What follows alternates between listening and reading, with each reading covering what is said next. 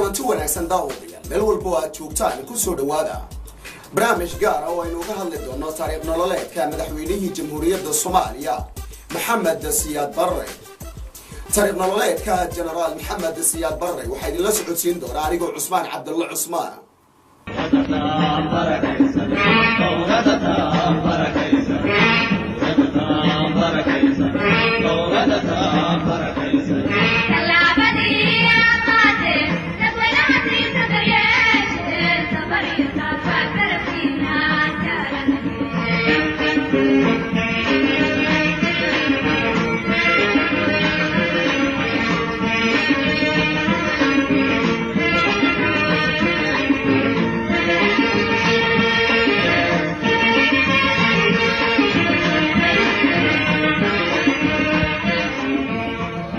Maxamed Siyaad Barre waxa uu ku dhashay magaalada Garbahaar ee xarunta gobolka Gedo 6 bishii Oktoobar sanadii 1919 si gaar ah markaynu eegno taariikhda Maxamed Siyaad Barre tuuladii uu ku dhashay waxa la yiraahdaa Shilaafo.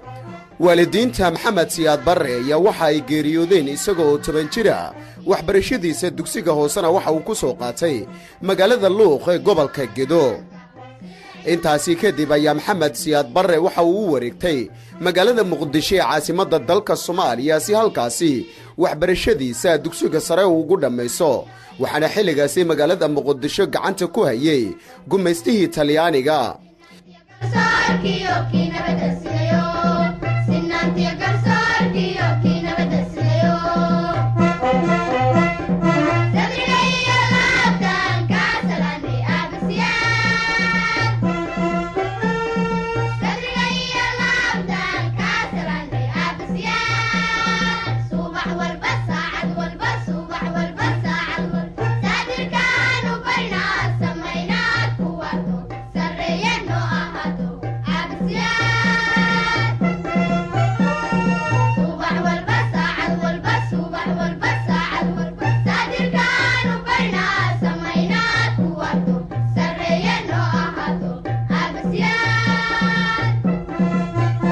Maxamed Siyaad Barre ayaa sanadii 1940 waxa loo qaaday tababar ciidan waxaana uu tababarkaasi ka gaaray darajadii ugu weyneed ama ugu sareysay ee qof Soomaaliya uu ka gaaro ciidanka.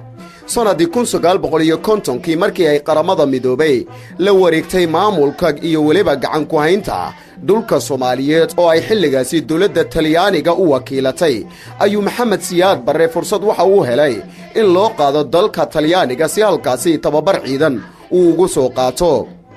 Maxamed Siyaad Barre ayaa markii uu dib ugu soo laabtay dalka waxa loo magacaabay taliye ku-xigeenka ciidanka xoogga dalka Soomaaliyeed.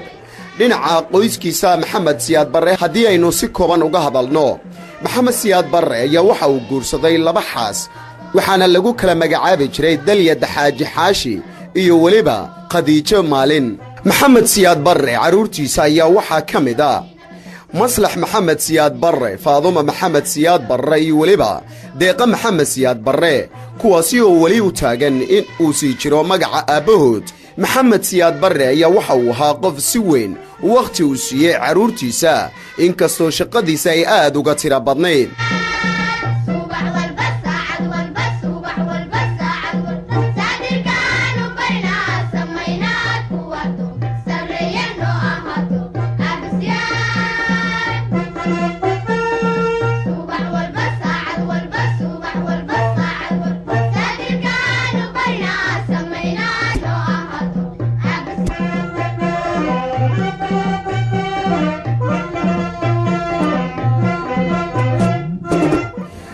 Maslax Maxamed Siyaad Barre ayaa waxa uu 2 jeer isku soo sharaxay jagada madaxtinimo ee dalka Soomaaliya waana uu ku guuldareystay.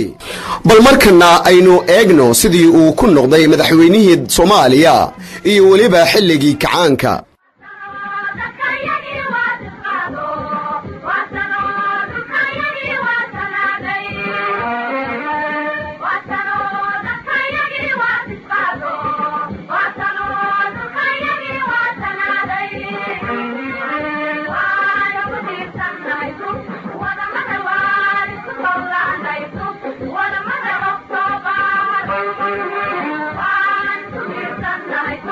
What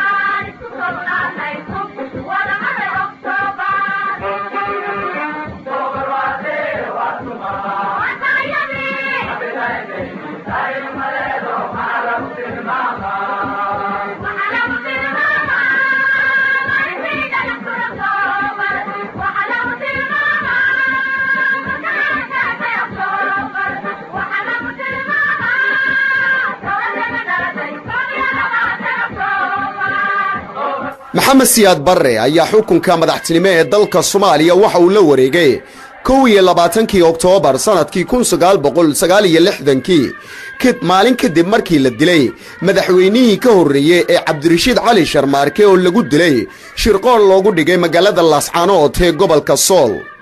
waxaana maxamed siyaad barre uu ku qabsaday xukunka dalka Soomaaliya si afgambiya maadaama xilligaasi uu ahaa taliyihii ciidanka xoogga dalka Soomaaliya. waxaana maxamed siyaad barre uu ku dhawaaqay xisbigii hanti-wadaagga kacaanka Soomaaliyeed waxaana arrinkaasi ku gacansiinayay oo la garab taagnaa shakhsiyaad aad markaasi ay isugu dhawaayeen xagga siyaasadda kuwaasi oo ay ka mid ahaayeen Salaad Gabayr Kadiye iyo weliba Jaamac Kaarshe.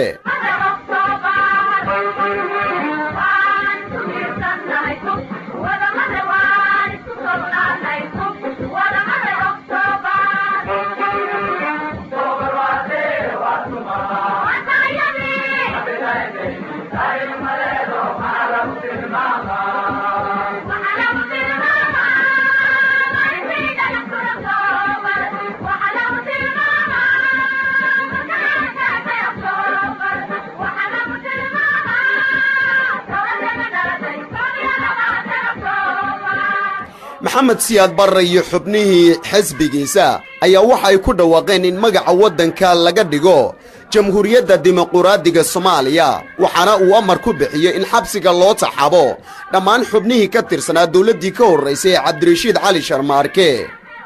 waxaana uu sidoo kale maxamed siyaad barre mamnuucay dhammaan xisbiyadii mucaaradka ee dalka ka jiray xilligaasi isagoona intaasi kadib la baxay magaca Guulwade. golihii kacaanka sare ee xilligaasi ayaa waxa uu markaasi sameeyay mashruucyo fara badan oo magaalo iyo waliba baadiyaba ay ka wada faa'iideysteen.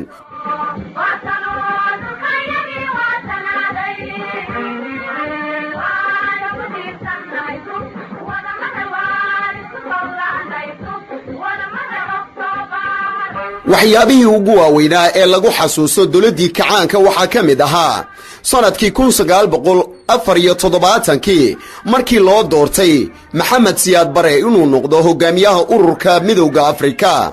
maxamed siyaad barre ayaa sanad waliba 21 Oktoobar waxa uu sameynayay fantasiyo lagu weyneynayo maalinta uu xilka la wareegay. waxaana daawadayaal idiin soo gudbinaynaa qaar ka mid ah fantasiyadii uu sameeyay 21 Oktoobar ee lagu xusayay maalintii uu xilka la wareegay maxamed siyaad barre. guulahan markaan ilaahdo dabaaldegan waxaan ugu yeeri karnaa kii ugu wanaagsanaa oo la sameeyo iyo ciidamadii iyo ardadii iyo macallimiintii iyo shaqaalihii iyo iskaashatooyinkii iyo hooyooyin ardadan aad u dhaliya oo aan moodo waxaan ammaan iyo bogaadinba u soo jeedinayaa wasaaradda iyo xisbiga macallimiintii waalidiintii iyo ardada alaahiska oo u mataleen wixii la siiyey si cad waan ka tahay.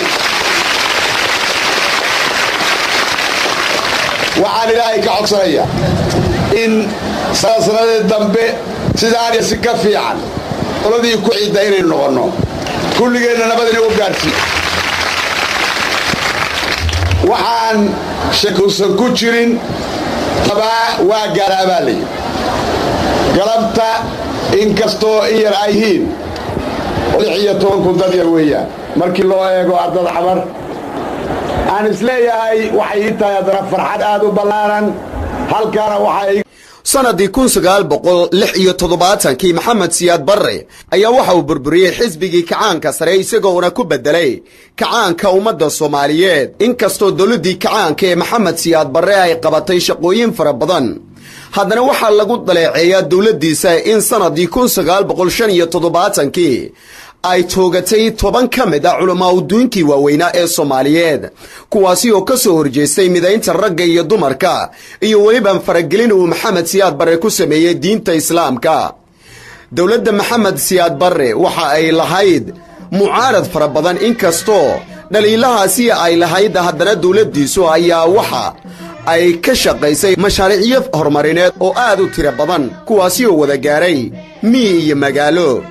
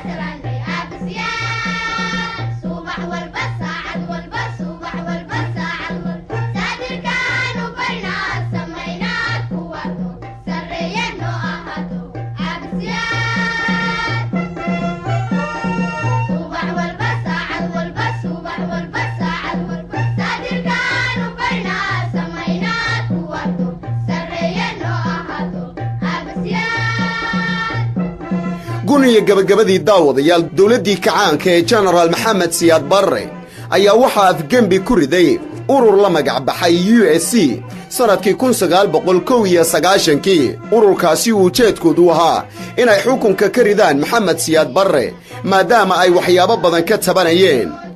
Maxamed Siyaad Barre ayaa waxa uu ku geeriyooday magaalada Lagos ee waddanka Nigeria labadii bishii Janaayo sanadkii 1995.